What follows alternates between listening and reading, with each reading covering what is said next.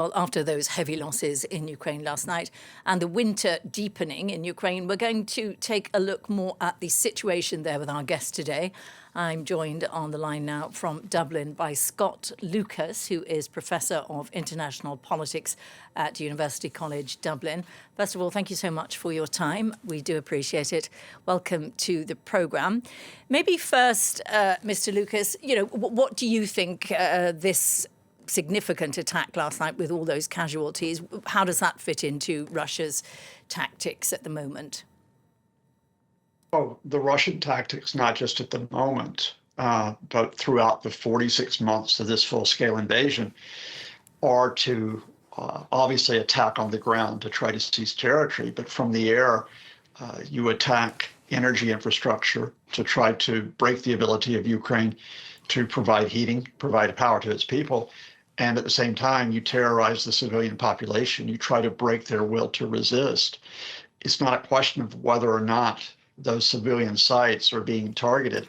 The fact here is that Russia knows that civilian sites will get hit and that they factor in the idea of maybe this means Ukrainians will turn against the resistance against the Russian invasion. Today, it happens to be Ternopil, but it has been other cities across the width and breadth of Ukraine going on now for almost 4 years. And I dare say you and I could be talking about yet another mass killing in another Ukrainian city, well, in a few days, possibly next week. I was reading somewhere recently that it very rarely works, this idea of hoping that a population will be so starved of energy that they will, heating and energy infrastructure being knocked out, that they will find that they can't live in cities anymore and move and eventually give up, that in fact it tends to harden people's will. Why has Russia gone for that strategy? Well, I think specifically, and you'd have to get Mr. Putin in to ask him directly, but I think the Kremlin is invested in, come hell or high water, they want to conquer Ukraine. It's like a shark. A shark always has to go forward. It can never stop. The fact here is that Russia does not want to admit that its gains of territory on the front line are gradual. And there have been headlines that they have taken a few villages in the past few days, but it is gradual gains. They don't want to accept at the same time a negotiated settlement, even one which allows them to occupy for the near future the 19% of Ukraine that they have. So if you're not going to accept a negotiated settlement, but you're not making a rapid advance on the ground, what do? You keep on trying day after day with this tactic that you can hit Ukraine cities, and somehow this time will be the one that breaks Ukraine for good. You were saying there that often there are big headlines about certain cities, and it's true. We heard a lot about Pokrovsk and but these advances seem, as you say, very slow and very small for what was considered to be a mighty army. What, for outsiders who aren't military people, what is going wrong for Russia? What's going right for Ukraine in terms of this failure to gain territory? Well, I think we could take this all the way back to the start of the invasion, full-scale invasion in February 2022, which is, and it gets to your point, that the Kremlin calculated that Ukraine's resistance would collapse almost immediately and that it would only take a few weeks for Kyiv to fall. And as it turned out, by the spring of 2022, Russia had to withdraw from northern Ukraine, and that goal of taking over the capital went. But I think if you advance this now to 2025, what we're seeing on the front lines is that this is a different type of war. This is probably the first drone war. And that is that the advantage that Russia has, and it has a significant advantage, 6, 7, 10 to 1 in artillery. It has the advantages in heavy armor. But when you come up against drones, which are relatively cheap to operate, which can maneuver effectively and which can wreak damage on units, including armored units, as well as infantry, it makes it much more difficult to have that war of attrition to overrun someone on the front lines. Now, in recent days, because of the foggy weather in the east and in the south of Ukraine, Russia has been able to capitalize on the fact that it has not been as easy for Ukraine to have those drone defenses. But of course, the fog is not going to be around forever. Indeed, it's probably going to dissipate very soon. And we'll be back to this idea of how does Russia carry out these human wave attacks and think that it can overcome a Ukraine which might be outmanned, outgunned, but it has these mobile tactics of defense where the drone has taken a central role. Do you think because of the central role of those drones, which it seems are finally impacting in Russia and making noticeable damage that ordinary Russians are noticing, that along with, we understand, mounting casualties on the Russian side, maybe hundreds of thousands, they are also losing some of their exports to China, Turkey, India. Do you think the Russians who, when polled, in as far as polls can be fair in a place like Russia, they appear to support the war? Do you think we're likely to see that support dramatically fall? I doubt it, because I think, people invest in a war fought by their leaders. And a lot of Russians now are tied to that war fought by their leaders, because if they give up on that, think about all they've sacrificed. Think about all they've sacrificed in many cases in terms of livelihoods, in terms of deaths, well over 1 million Russian casualties in this conflict. And they put their hands up and say, we give up. So many Russians will stick with the Kremlin and Vladimir Putin as long as he is still in power.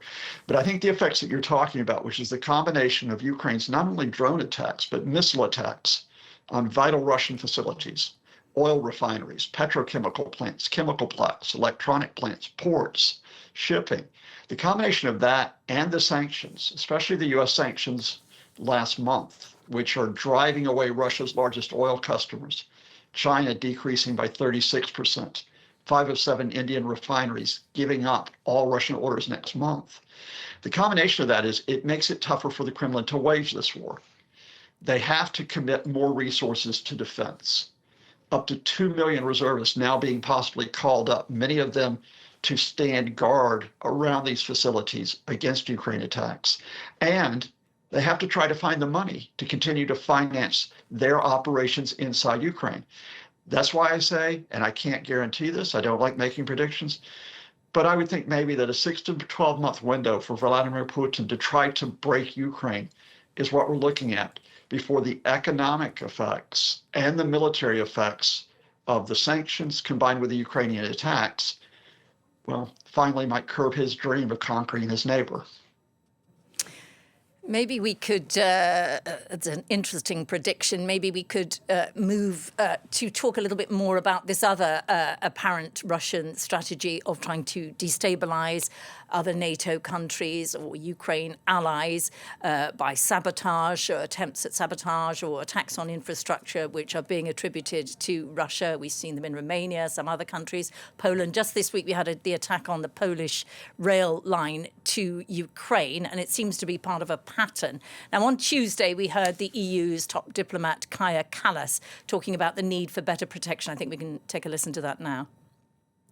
It is clear that these kind of attacks are extreme danger also for our critical infrastructure. And now, I mean, of course, it is up to Poland to attribute and make steps like this. But what I agree is that we have to have a strong response, because what Russia is trying to do is to do two things. On one hand, to test us, how far they can go with every little, time they go further. And then next, they also try to, sow fear within our societies. So that's Kaja Kallas speaking on Tuesday. Scott Lucas, how seriously do you think Europe should be taking all this? Are we doing enough in Europe? Oh, it's a serious threat. But again, it's a serious threat going back to February 2022.